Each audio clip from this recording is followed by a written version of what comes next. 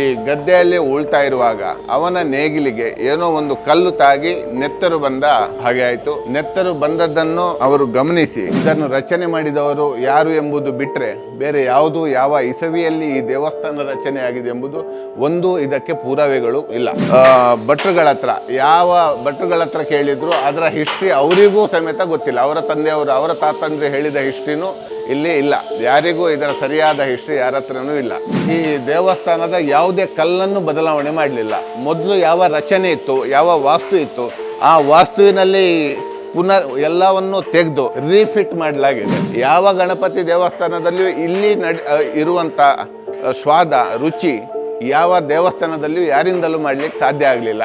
ಇದು ಉಡುಪಿ ಜಿಲ್ಲೆಯ ಉಡುಪಿ ತಾಲೂಕಿನಲ್ಲೇ ಇರುವಂಥ ಒಂದು ಸಣ್ಣ ಹಳ್ಳಿಯ ಪೆರಣೆಂಕಿಲ ಎಂಬ ಊರು ಇದು. ಈ ಊರಿಗೆ ಪೆರಣೆಂಕಿಲ ಎಂಬ ಗ್ರಾಮ.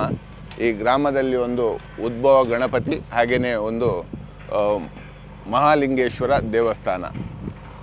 ಸುಮಾರು ಮಹಾಲಿಂಗೇಶ್ವರ ಪ್ರಥಮವಾಗಿ ಇಲ್ಲಿ ಸ್ಥಾಪನೆಗೊಂಡದ್ದು, ಪ್ರತಿಷ್ಠೆ ಆದದ್ದು ಕರಾಸುರ ಎಂಬ ರಾಕ್ಷಸನಿಂದ ಪ್ರತಿಷ್ಠಾಪನೆಗೊಂಡ ಈ ದೇವಸ್ಥಾನ ಸುಮಾರು 1,500 ವರ್ಷಗಳ ಇತಿಹಾಸ ಇಲ್ಲಿ ಉಂಟಂತ ಹೇಳಲಾಗ್ತದೆ. ಪುರಾವೆಗಳು ಇತಿಹಾಸ ಪುಸ್ತಕಗಳು ಓದಿದಾಗ ಸುಮಾರು 1,500 ಹಿಸ್ಟ್ರಿ ಇರುವಂಥ ಇದು ದೇವಸ್ಥಾನ. ಪ್ರಥಮವಾಗಿ ಶಿವನ ಪ್ರತಿಷ್ಠೆ ಆಯಿತು ಇಲ್ಲಿ. ಆ ನಂತರ ಇಲ್ಲಿ ಪೆರ್ಣ ಎಂಬ ಒಬ್ಬ ಈ ಗದ್ದೆಯಲ್ಲಿ ಉಳ್ತಾ ಇರುವಾಗ ಅವನ ನೇಗಿಲಿಗೆ ಏನೋ ಒಂದು ಕಲ್ಲು ತಾಗಿ ನೆತ್ತರು ಬಂದ ಹಾಗೆ ಆಯಿತು. ನೆತ್ತರು ಬಂದದ್ದನ್ನು ಅವರು ಗಮನಿಸಿ ಗಾಬರಿಗೊಂಡು ಮನೆಗೆ ಹೋಗಿ ಆ ದಿವಸ ಮನೆಯಲ್ಲಿ ಮಲ್ಕೊಂಡ್ರು. ಆ ದಿವಸ ರಾತ್ರಿ ಅವರಿಗೆ ಕನಸಲ್ಲಿ ಬಂತು, ನಾನು ಗಣಪ ಹೀಗೆ ನನಗೆ ದೇವಸ್ಥಾನವನ್ನು ಕಟ್ಟಬೇಕು, ನನಗೆ ಪೂಜೆ ನಡಿಬೇಕು ಎಂಬುದನ್ನು ಅವನ ಕನಸಲ್ಲಿ ಬಂದ ರೀತಿಯಲ್ಲಿ ಮರುದಿನವೇ ಇಲ್ಲಿ ಗಣಪತಿ ಉದ್ಭವವಾಗಿ ಮೇಲೆ ಬಂದಿತ್ತು. ಆ ಗಣಪತಿ ಹಾಗೆಯೇ ಮುಂದಕ್ಕೆ ಬಲ್ಲಮಹಾದೇವಿ ಎಂಬ ರಾಣಿಗೆ ಕನಸಲ್ಲಿ ಬಂದು ಆ ರಾಣಿ ಈ ದೇವಸ್ಥಾನವನ್ನು ಕಟ್ಟಿಸಿದ್ದಳು ಎಂಬ ಒಂದು ಇತಿಹಾಸ ಈ ದೇವಸ್ಥಾನದ್ದು. ಮೊದಲು ದೇವಸ್ಥಾನ ಇರಲಿಲ್ಲ, ಬಯಲಲ್ಲೇ 2 ದೇವರನ್ನು ಪೂಜೆ ಮಾಡುವಂಥ ವ್ಯವಸ್ಥೆಯಲ್ಲಿ ಇಲ್ಲಿ ಪೂಜಾ ವಿಧಾನ ನಡೀತಾ ಇತ್ತು. ಆಮೇಲೆ ಸ್ವಲ್ಪ ವರ್ಷಗಳ ನಂತರ ಬಲ್ಲಮಹಾದೇವಿ ರಾಣಿ ಈ ದೇವಸ್ಥಾನವನ್ನು ಕಟ್ಟಿದಳು ಎಂಬ ಹಿಸ್ಟ್ರಿ ಈ ಇತಿಹಾಸದ ಪುಸ್ತಕದಲ್ಲಿ ನಾವು ಓದಿದಾಗ ಇಲ್ಲಿ ಸಿಗ್ತಾ ಉಂಟು. ಹಾಗೆಯೇ ಇಲ್ಲಿ ಒಂದು ಕಲ್ಲಿನಲ್ಲಿ ಕೆತ್ತನೆ ಕೂಡ ಹಳೆಯ ಕಾಲದ ಒಂದು ಕಲ್ಲಿನಲ್ಲೇ ಕೆತ್ತನೆ ಮಾಡಿದಂಥ ಒಂದು ಇತಿಹಾಸವು ಇಲ್ಲಿ ನೋಡಲಿಕ್ಕೆ ನಮಗೆ ಸಿಗ್ತದೆ.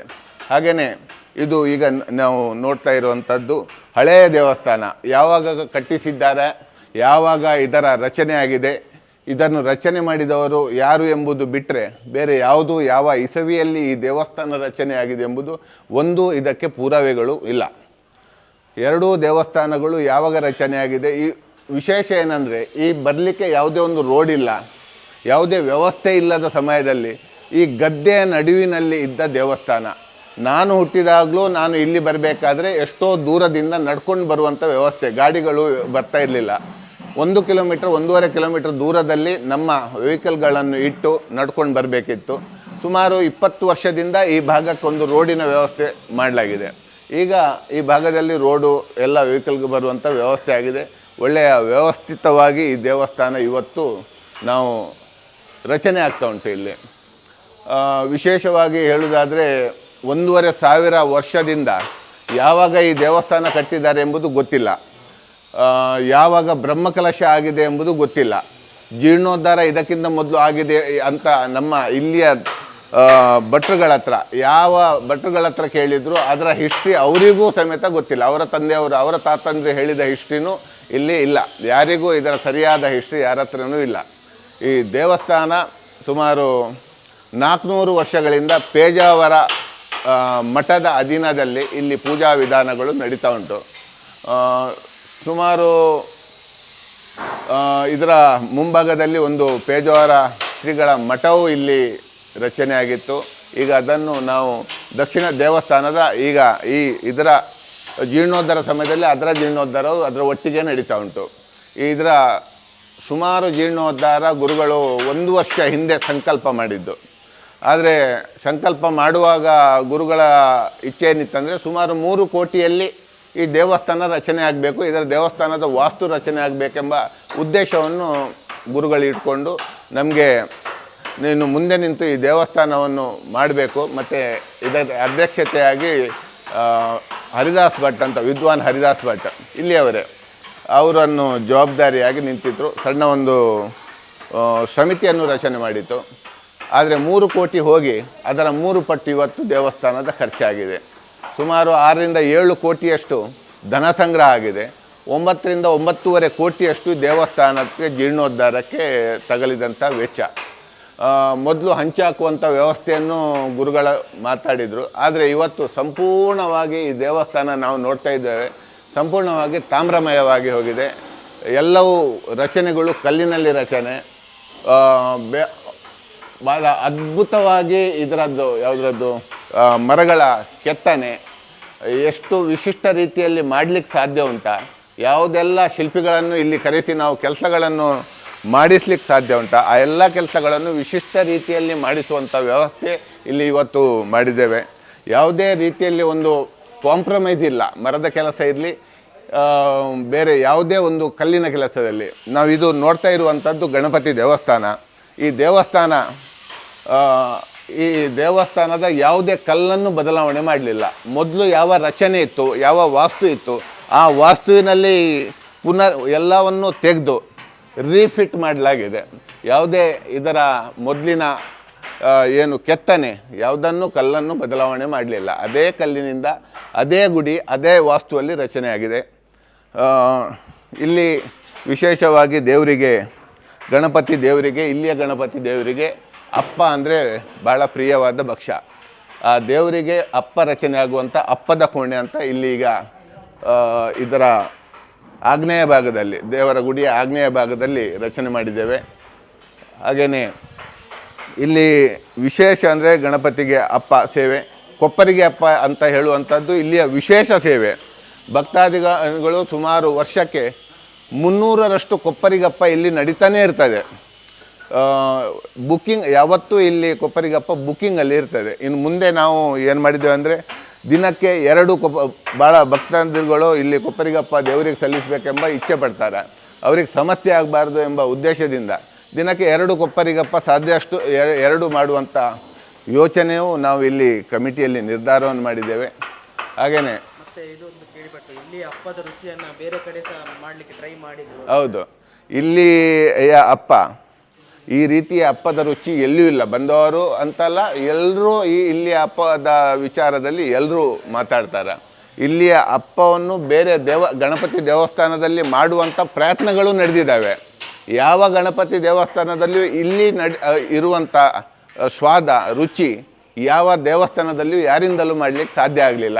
ಇಲ್ಲಿ ಏನೆಲ್ಲ ಹಾಕ್ತೇವೆ ಅದನ್ನೇ ಹಾಕಿ ಅಲ್ಲಿ ಅಪ್ಪ ಮಾಡುವಂಥ ವ್ಯವಸ್ಥೆಯನ್ನು ಮಾಡಿದರು. ಆದರೆ ಯಾರಿಂದಲೂ ಆ ರುಚಿ ತರಲಿಕ್ಕೆ ಯಾವ ದೇವಸ್ಥಾನದಲ್ಲಿಯೂ ನಡೀಲಿಲ್ಲ. ಇಲ್ಲಿಂದಲೇ ನಮ್ಮ ಅಧ್ಯಕ್ಷರು ಸಮೇತ ನಮ್ಮ ಬೊಂಬಾಯಿಗೆ ಕರ್ಕೊಂಡೋಗಿ ಇಲ್ಲಿ ಅಪ್ಪ ಮಾಡುವವರನ್ನೇ ಕರ್ಕೊಂಡೋಗಿ ಅಲ್ಲೇ ಅವರ ದೇವಸ್ಥಾನದಲ್ಲಿ ಅಪ್ಪ ಮಾಡುವಂಥ ಪ್ರಯತ್ನ ಕೂಡ ಮಾಡಿದರು, ಅಲ್ಲಿಯ ರುಚಿ ಕೊಡಬೇಕು ಜನರಿಗೆ ಅಂತ. ಆದರೆ ಅಲ್ಲಿ ಕೂಡ ಇಲ್ಲಿಯ ಪ್ರಯತ್ನ ಅವರಿಗೂ ಕೂಡ ವಿಫಲ ಆಗಿದೆ ಅಂತ ಮೊನ್ನೆ ಅಷ್ಟೇ ಅವರು ಹೇಳ್ತಾಯಿದ್ರು. ಹಾಗಾಗಿ ಇಲ್ಲಿಯ ಅಪ್ಪದ ಭಕ್ಷ್ಯದ ಬಗ್ಗೆ ಇಡೀ ಪ್ರಪಂಚವೇ, ಅಮೇರಿಕಾದಲ್ಲಿಯೂ ಇಲ್ಲಿಂದ ಅಪ್ಪ ಮಾಡಿ ಕಳಿಸುವಂಥ ವ್ಯವಸ್ಥೆ ಇವತ್ತು ಇಲ್ಲಿಂದ ನಡೀತಾ ಉಂಟು. ಯಾವ ಪರದೇಶದಿಂದಲೂ ಇಲ್ಲಿಯ ಭಕ್ತರು ಬಂದರೆ ಇಲ್ಲಿ ಒಂದು ಅಪ್ಪ ತಗೊಂಡು ಹೋಗ್ಬೇಕೆಂಬ ಮೊದಲೇ ಬುಕ್ ಮಾಡಿ ಇಲ್ಲಿ ಅಪ್ಪವನ್ನು ಫಸ್ಟೇ ಕಾಯ್ದಿರಿಸುವ ವ್ಯವಸ್ಥೆ ಇದೆ. ಇನ್ನು ಮುಂದೆ ಎಲ್ರಿಗೂ ನಿರಂತರ ಅಪ್ಪ ಸಿಗಬೇಕೆಂಬ ಉದ್ದೇಶದಿಂದ ಅಪ್ಪದ ಕ್ವಾಂಟಿಟಿಯನ್ನು ಜಾಸ್ತಿ ಮಾಡುವಂಥ, ಅದಕ್ಕೆ ಬೇಕಾಗುವಂಥ ಜನರನ್ನು ಜಾಸ್ತಿ ಮಾಡುವಂಥ ವ್ಯವಸ್ಥೆ ಬಗ್ಗೆ ಕೂಡ ನಾವು ಮಠದಲ್ಲಿ ಮಾತಾಡ್ತಾ ಉಂಟು.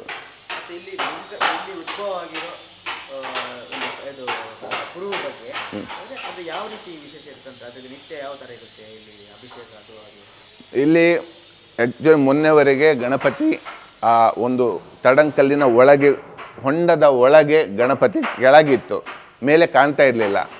ಗುರುಗಳು ಅದನ್ನು ಶೋಧನೆ ಮಾಡಿ ಆ ಗಣಪತಿಯನ್ನು ನೆಲದ ಮಟ್ಟಕ್ಕೆ ತರುವಂಥ ವ್ಯವಸ್ಥೆಯನ್ನು ಅವರೇ ಸ್ವತಃ ಎಲ್ರಿಗೂ ಗಣಪತಿ ಕಾಣಬೇಕು, ಉದ್ಭವ ಮೂರ್ತಿ ಎಲ್ಲರೂ ಕಣ್ತುಂಬಿಸಬೇಕು ನೋಡಿ ಅಂತ ಉದ್ದೇಶದಿಂದ ಅದನ್ನು ತಡಂಕಲ್ಲಿನಲ್ಲಿ ನೇರಕ್ಕೆ ಅದನ್ನು ತಂದು ಈಗ ನಿಲ್ಲಿಸಿದ್ದಾರೆ. ಅದನ್ನು ಕೆಳಗೆ ಹೊಗೆ ಹಾಕುವಂಥ ಮಣ್ಣು ಹಾಕಿ ಮಣ್ಣಿನ ಮೇಲೆ ಸ್ಥಾಪನೆ ಆಗಿದೆ ಈಗ ಕೂಡ. ಆದರೆ ಎಲ್ರಿಗೂ ಕಾಣುವಂಥ ಈಗಲೂ ದೇವರು ಮಣ್ಣಿನ ಮೇಲೆ, ಗದ್ದೆಯ ಮಣ್ಣಿನ ಮೇಲೆ ಕೂತ್ಕೊಂಡಿದ್ದಾರೆ. ತಡಂಕಲ್ಲಿನ ಮೇಲೆ, ಕಲ್ಲಿನ ಮೇಲೆ ಪ್ರತಿಷ್ಠಾಪನೆಯನ್ನು ಆಗಲಿಲ್ಲ, ನೆಲದ ಮೇಲೆ ಉಂಟು. ಎಲ್ರಿಗೂ ಕಾಣುವಂಥ ವ್ಯವಸ್ಥೆಯನ್ನು ಗುರುಗಳ ಪ್ರಯತ್ನದಿಂದ ಈಗ ಇಲ್ಲಿ ನಡೆದಿದೆ. ಹಾಗಾಗಿ ಎಲ್ರಿಗೂ ಬೆಳಿಗ್ಗೆ ಅಭಿಷೇಕ, ಆಮೇಲೆ ವಿಶೇಷವಾಗಿ ಬೆಳಿಗ್ಗೆ ಪೂಜೆ, ಮಧ್ಯಾಹ್ನ ಪೂಜೆ, ಸಾಯಂಕಾಲ ತ್ರಿಕಾಲ ಪೂಜೆ ನಿರಂತರವಾಗಿ ಇಲ್ಲಿ ನಡೀತಾ ಉಂಟು. ಅಭಿಷೇಕಾದಿಗಳು ಇಲ್ಲಿ ನಿರಂತರವಾಗಿ ವಿಶೇಷವಾಗಿ ನಡೀತಾ ಉಂಟು. ನಾಡ್ದು ಬಿಂಬ ಪ್ರತಿಷ್ಠೆ ಅಂತ ಅಲ್ಲ, ಇದಕ್ಕೆ ಜೀವಕುಂಭಾಭಿಷೇಕ ಅಂತ. ಇದು ಬಿಂಬ ಅಂದರೆ ಇದು ಸ್ವಯಂ ಆಗಿ ಕಲ್ಲಿನಲ್ಲಿ ಮೂಡಿ ಬಂದ ಗಣಪತಿ. ಇದೇನು ಪ್ರತಿಷ್ಠೆ ಮಾಡಿದಂಥ ಗಣಪತಿ ಅಲ್ಲ, ಉದ್ಭವವಾಗಿರುವಂಥ ಗಣಪತಿ. ಅದಕ್ಕೆ ಜೀವಕುಂಭ ಅಂತ ಅದರದ್ದು ಅಲ್ಲಿ ಕುಂಭ ಸ್ಥಾಪನೆ ಮಾಡಿ ಇಟ್ಟಿದ್ದಾರೆ ಮೊನ್ನೆ. ಅದಕ್ಕೆ ಧ್ಯಾನ ಸಂಕೋಚದಲ್ಲಿ ಅದನ್ನು ಇಟ್ಟಿದ್ದಾರೆ ದೇವರನ್ನು. ಈಗ ನಾಡ್ದು ಜೀವಕುಂಭವನ್ನು ಅಭಿಷೇಕ ಮಾಡುವ ಮೂಲಕ ಇನ್ನೊಮ್ಮೆ ಅದಕ್ಕೆ ಜೀವ ಕೊಡುವಂಥ ಕೆಲಸ ನಾಡ್ದು ಆಗಲಿಕ್ಕಿದೆ. 22ನೇ ತಾರೀಕಿಗೆ ಪ್ರಥಮವಾಗಿ ಗಣಪತಿಗೆ ಜೀವಕುಂಭಾಭಿಷೇಕ ಮಾಡುವ ಮುಖಾಂತರ ಇದಕ್ಕೆ ಚಾಲನೆ ಸಿಗಲಿಕ್ಕಿದೆ. ಇಡೀ ದೇವಸ್ಥಾನ ಜೀರ್ಣೋದ್ಧಾರ ಆಗಿದೆ. ಈಗ ಅಂದರೆ ಮೂಲ ಗರ್ಭಗುಡಿ ಒಂದು ಬಿಟ್ಟು ಗರ್ಭಗುಡಿ ಏನು ನಾನು ಮೊದಲೇ ಹೇಳಿದ ಹಾಗೆ, ಈ ಗರ್ಭಗುಡಿಯ ರಚನೆ ಈಗ ಯಾವ ದೇವಸ್ಥಾನದಲ್ಲಿಯೂ ಎಲ್ಲಿಯೂ ಈ ರೀತಿಯ ಗರ್ಭಗುಡಿ ಎಲ್ಲಿಯೂ ನಾವು ನೋಡಲಿಕ್ಕೆ ಸಿಗುವುದಿಲ್ಲ. ಆ ರೀತಿ ಇರುವಂಥ ಗರ್ಭಗುಡಿ ರಚನೆ ಮೊದಲಿನವರು ಮಾಡಿದ್ದಾರೆ. ಆ ಗುರುಗಳ ಆಶಯದಂತೆ ಈ ಏನು ವಾಸ್ತು ಉಂಟು ಅದೆಲ್ಲ ಬದಲಾವಣೆ ಮಾಡಬಾರ್ದು. ಯಾರೋ ಬಂದು ಕೈ ಮುಗಿಯೋರು ಅದೇ ಫೀಲಿಂಗಲ್ಲಿ ಬಂದು, ಅದೇ ಭಕ್ತಿಯಲ್ಲಿ ಬಂದು ಗಣಪನನ್ನು ಹೊಸ ರೂಪ ಕೊಟ್ಟರೆ ಅದಕ್ಕೆ ಸರಿಯಾಗುವುದಿಲ್ಲ. ಅದೇ ರೂಪದಲ್ಲಿ ಇರಬೇಕು. ಹಾಗಾಗಿ ಅದನ್ನು ಯಾವುದೇ ಕಲ್ಲುಗಳನ್ನು ಚೇಂಜ್ ಮಾಡಬೇಡಿ, ಎಲ್ಲವನ್ನೂ ಒಮ್ಮೆ ಡಿಸ್ಮೆಂಟಲ್ ಮಾಡಿ ಇನ್ನೊಮ್ಮೆ ಅದನ್ನು ರಚನೆ ಮಾಡುವಂಥ ಕೆಲಸ ಮಾಡಿ ಅಂತ ಗುರುಗಳ ಆಜ್ಞೆಯ ಪ್ರಕಾರವೇ ಮತ್ತು ಪ್ರಶ್ನೆ ಮೂಲಕ ಬಂದ ಪ್ರಕಾರವೇ ಆ ರೀತಿಯಲ್ಲೇ ರಚನೆ ಆಗಿದೆ. ಉಳಿದದ್ದೆಲ್ಲ ಏನು ವಾಸ್ತು ನಾವು ನೋಡ್ತಾ ಇದ್ದೇವೆ, ಎಲ್ಲ ಕಂಬಗಳು ಏನು ನೋಡ್ತಾ ಇದ್ದೇವೆ ಎಲ್ಲವೂ ಸಂಪೂರ್ಣ ಹೊಸ್ತು. ಮತ್ತು ಈ ಏನು ಗಣಪತಿ ಇದು ಬಯಲಲ್ಲೇ ಇತ್ತು, ಮೊದಲು ಗುಡಿ ಇತ್ತು, ಆದರೆ ಇದಕ್ಕೆ ಪೌಳಿ ಅಂತ ಇರಲಿಲ್ಲ. ಶಿವನಿಗೆ ಪೌಳಿ ಇತ್ತು, ಆದರೆ ಗಣಪತಿಗಂತೂ ಇದಕ್ಕೆ ಪೌಳಿ ಇರಲಿಲ್ಲ. ಅದಕ್ಕೂ ಪೌಳಿ ಕಟ್ಟಿ ಎರಡು ದೇವಸ್ಥಾನಗಳು ಒಂದಕ್ಕೊಂದು ಇಲ್ಲಿಂದ ನೋಡುವಂಥ ರೀತಿಯಲ್ಲಿ, ಎರಡು ದೇವಸ್ಥಾನಗಳು ಇಲ್ಲಿ ನಿಂತರೆ ಆ ದೇವಸ್ಥಾನ ಕಾಣ್ತದೆ, ಅಲ್ಲಿ ನಿಂತರೆ ಈ ದೇವಸ್ಥಾನ ಕಾಣ್ತದೆ. ಎರಡೂ ದೇವಸ್ಥಾನಗಳು ನೋಡುವಂಥ ರೀತಿಯಲ್ಲಿ ಈ ಪೌಳಿಯ ರಚನೆಯನ್ನು ಸಹ ಮಾಡಿದ್ದೇವೆ ನಾವು. ಇದು ಶಾಸ್ತವ ಸಣ್ಣ ಗುಡಿ. ಮೊದಲಿಂದಲೂ ಇಲ್ಲಿ ಸಣ್ಣ ಗುಡಿ ಯಾರಿಗೂ ಗೊತ್ತಿರಲಿಲ್ಲ, ಈ ಗುಡಿ ಅಂತದಂತ ಯಾರಿಗೂ ಗೊತ್ತಿರಲಿಲ್ಲ. ಒಂದು ಸಣ್ಣ ದೀಪ ಇಡ್ತಾಯಿದ್ರು, ಅದನ್ನು ಒಳ್ಳೆ ರೀತಿಯಲ್ಲಿ ರಚನೆ ಮಾಡಿ ಅದಕ್ಕೆ ಕಲ್ಲಿನ ರೂಪವನ್ನು ನಾವು ಕೊಟ್ಟಿದ್ದೇವೆ. ಇದು ನಾಡ್ದು ಪ್ರತಿಷ್ಠಾಪನೆ ಆಗಲಿಕ್ಕುಂಟು. ಇದು ನಾವು ಈಗ ನೋಡ್ತಾ ಇರುವಂಥದ್ದು ಶಿವನ ಗುಡಿ. ಇದರ ಯಾವುದೇ ಕಲ್ಲುಗಳನ್ನು ಬದಲಾವಣೆ ಮಾಡಲಿಕ್ಕೆ ಗುರುಗಳು ಒಪ್ಪಿಗೆ ಕೊಡಲಿಲ್ಲ.